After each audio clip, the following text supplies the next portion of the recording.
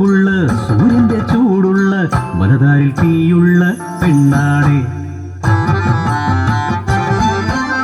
അടിയാളരെ കൊന്നാൽ ആരും അനങ്ങാത്ത നാട്ടിൽ അച്ഛനും അമ്മയും നഷ്ടമായി പെണ്ണിന് മേലാളരോട് ദേഷ്യമായി മാറി പകയായി അടിയാത്തി.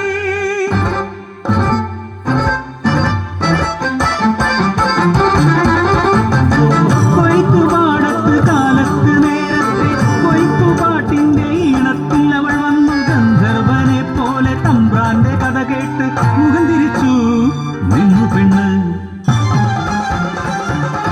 അടിയാത്തി പെണ്ണിന്റെ അഹങ്കാരം കേട്ടറിഞ്ഞ തമ്പ്രാൻ ആരും തിരിച്ചറിയാനാകാത്ത പോലെ അടിയാളനായി വേഷം കെട്ടി.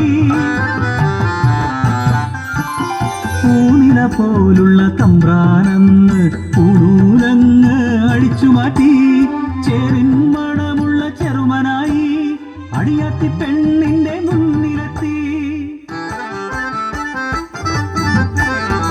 കരുത്തുള്ള ചെറുമനെ കണ്ടു ഞാൻ എന്റെ മാരനായി നോക്കി നിന്നു.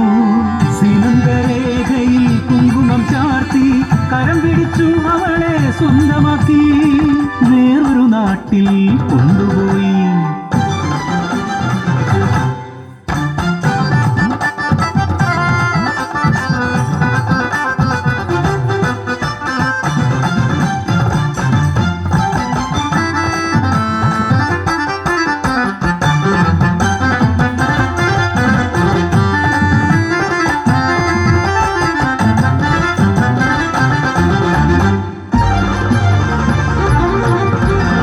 പഞ്ചാരപ്പുഞ്ചിരി തൂകും തമ്പ്രാനുമായി നാളുകളും ഒന്നായി കൊഴിഞ്ഞു പോകെ ഉദരത്തിൽ ജീവന്റെ പടപടപ്പ്. തമ്പ്രാന്റെ മനസ്സിലോ പരിഹാസം. നിറവയറായി കാത്തിരുന്നു അവൾ നിറയെ സമ്മാനമായി വരും എൻ കുഞ്ഞിന്റെ അച്ഛനെ കാത്തിരുന്നു. വാക്കു പറഞ്ഞും കളിയാക്കും കൂട്ടരെ കണ്ടുപിടിക്കും ഞാൻ എൻ കുഞ്ഞിന്റെ അച്ഛനെ. അനാഥയാക്കില്ല എൻ കുഞ്ഞിനെ. ചേറിന്റെ മണമുള്ള ചെറുമനെ തേടി മനക്കലെ വാതിൽക്കൽ എത്തി പെണ്ണ്. തമ്പ്രാന്റെ മുഖം കണ്ടവൾ തരിച്ചുപോയി. ഊരെല്ലാം നോക്കി നിൽക്കെ ചോദിച്ചു അവൾ. അടിയാളനായി വന്ന് ഒരു കുഞ്ഞിനെ നൽകി. ചതിച്ചുവല്ലേ നിങ്ങൾ, ചതിച്ചുവല്ലേ.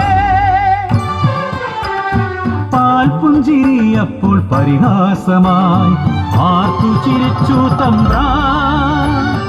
അപമാനിച്ചവളെ കുറ്റക്കാരിയാക്കി മനയിലെ വല്യംപുറം കൽപ്പിച്ചു വന്നേരം നാടിൻ അധിപനെ അപമാനിച്ചടിയാത്തിയേ.